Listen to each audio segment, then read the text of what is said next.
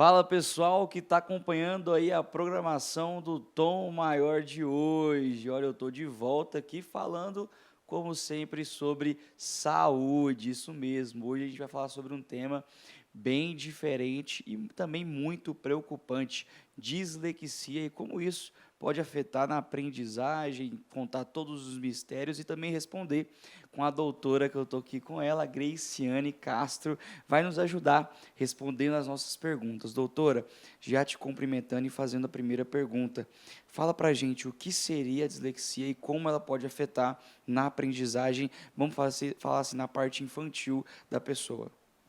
Olá, seja bem-vindo aqui na Audilife, é um prazer receber a TV Sagres aqui. Então, a dislexia é um transtorno de aprendizagem que acomete crianças na idade escolar, principalmente ali no período de alfabetização. Então, uma criança com esse transtorno, ela apresenta dificuldade na decodificação, é uma leitura muito lenta, muito devagar. Você percebe que é uma criança que lê de forma muito silabada. A criança também ela tem dificuldade na ortografia, principalmente nas trocas que nós chamamos de pares mínimos, que são trocas do P pelo B, do F pelo V, do S pelo Z. E também a gente pode observar na fluência de leitura. Você percebe que ele lê mais demorado, com uma velocidade de leitura mais lenta. E doutora, a senhora falou sobre os sinais na leitura, né, e como que vai aparecer na leitura mais devagar, nessa questão das sílabas, ou tem outra coisa que pode vir para as mães, para os pais, os responsáveis ficarem ligados nessa parte da leitura com a criança? Então, quando a criança ela começa o processo de escolarização, de alfabetização, ela tem que estar alfabetizada ao final do segundo ano do ensino fundamental, na antiga segunda série. Então, se o pai está percebendo que essa criança ela não tem um avanço escolar, mesmo com o reforço, ela não avança, ela lê, mas ela não consegue compreender, tá? Procurar a avaliação de um fonoaudiólogo educacional. Por quê? Porque a dislexia a gente chama não, a dislexia é um transtorno de origem neurobiológica, então a criança já nasce com predisposição a esse transtorno. É um transtorno que não tem cura, mas que tem tratamento. Tá? Então, se a gente consegue identificar de forma precoce as chances da gente diminuir esses que nós chamamos essas dificuldades, elas acabam ficando menores, não cessam, mas elas acabam ficando menores e a criança consegue se reorganizar. Doutora, a senhora falou também na primeira resposta sobre a ortografia, a escrita da criança que também tem que ser observada. Quais são os sinais, os principais sinais que os responsáveis têm que ver durante a ortografia, nesse processo de alfabetização da criança?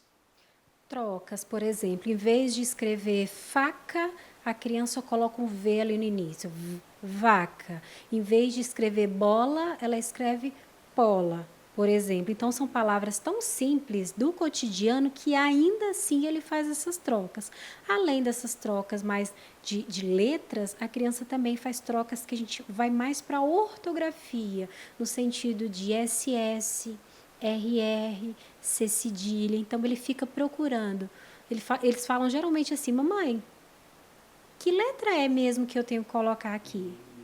É o RR ou o R? Então ele tem dificuldade em perceber o som da letra. Então por isso que é importante esse diagnóstico precoce para a gente já trabalhar com a criança o som da letra, não só o nome. Porque se hoje você pergunta para a criança assim, qual o som que tem a letra C? Ah, ela tem o som do K, mas ela também tem o som do S. A criança ela não sabe. C para ela é C. Então é importante diferenciar isso, mostrar para a criança que a letra ela tem um nome, que é o C, mas ela também tem um som. Doutora, a gente conversando aqui antes, a gente falou muito sobre o preconceito, né, que a gente vê não só dentro da escola, no formato do bullying com os outros colegas, mas também dentro de casa, de pais e mães ou responsáveis que, por um sinal que aconteceu com a criança, são essa criança que não tem mais, entre aspas, salvação na escola, não consegue progredir, então vou retirar da escola. Como a senhora vê que a gente pode implantar isso dentro das casas, essa ideia, talvez campanhas, um modo para que a senhora realmente vê que é necessário ter acesso à família brasileira?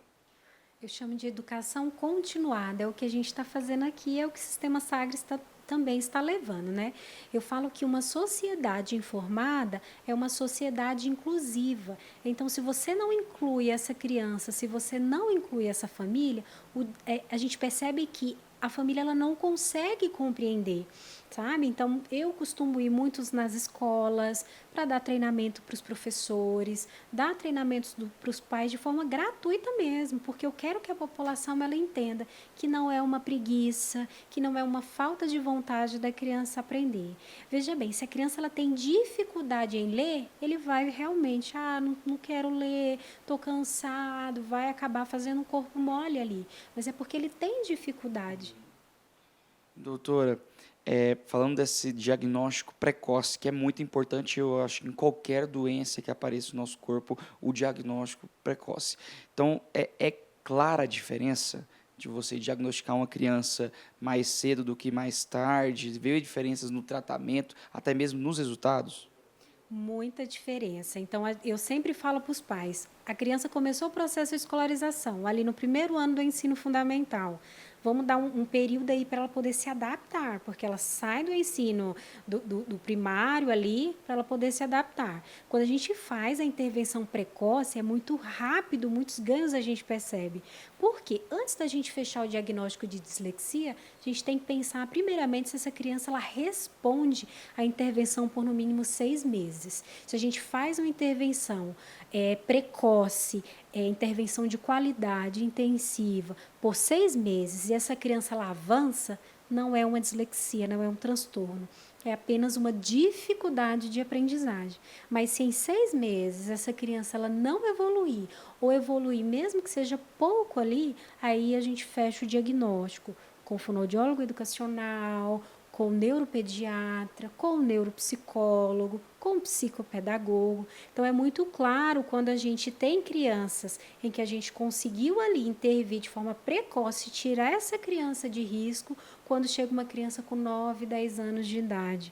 Que a dislexia ela já começa a aparecer, eu consigo perceber. É quando a criança entra num processo de escolarização. Então, é por volta ali de 6 anos e meio, 7 anos. Quando a criança já chega ali com 10, 11 anos, já no terceiro, quarto ano, ela já vem com dificuldades ali, está no quarto ano sem estar alfabetizada. Né? Então, a gente percebe que ela ficou ali 2, 3 anos, avançando de ano escolar, mas com dificuldades na alfabetização. Quando chegar lá no Enem, essa criança, esse adolescente, ele não consegue compreender um texto. Doutora, para a gente finalizar essa conversa aqui, que está tirando bastante dúvida, acredito, do pessoal de casa, mas me conta, qual que é o papel, falando do papel da senhora como fonoaudióloga, qual que é o papel do tratamento, como seria esse tratamento, só falou do diagnóstico ali dos 6 meses, depois que viu que a criança realmente tem a dislexia, qual que seria os próximos passos em casa, dentro do consultório, como que seria esse tratamento? O acompanhamento, quando essa criança ela chega para mim, eu faço toda a avaliação de linguagem oral, leitura, escrita, matemática, tá? Para a gente entender como que está o processo de aprendizagem dessa criança, como ela aprende. Além disso, eu vou na escola também para entender a rotina escolar dessa criança, conversar com os professores para fazer ajustes, adaptações, para a gente tentar entender como que está o ambiente dessa criança e para que ela consiga aprender. A partir daí, a gente começa com intervenções intensivas de 2 vezes na semana, no mínimo 40 minutos, intervindo nessas dificuldades que apareceram ali na avaliação. A partir daí, se essa criança com 6 meses ela não evolui, a gente fecha o diagnóstico com uma equipe multidisciplinar, mas continua o tratamento dessa criança, até o momento em que ela consiga se organizar, se adaptar sozinha. Tá? Então, é um trabalho um pouco mais demorado, porque na maioria das vezes, quando chega com 10 anos, eu tenho que resgatar habilidades que são preditoras, que são primárias da alfabetização que ele ainda não conseguiu adquirir. É isso aí, doutora. Muito obrigado pelas suas respostas aqui. O pessoal de casa, tenho certeza que esclareceu várias dúvidas. Muito obrigada e quando precisar a gente está aqui para receber vocês novamente.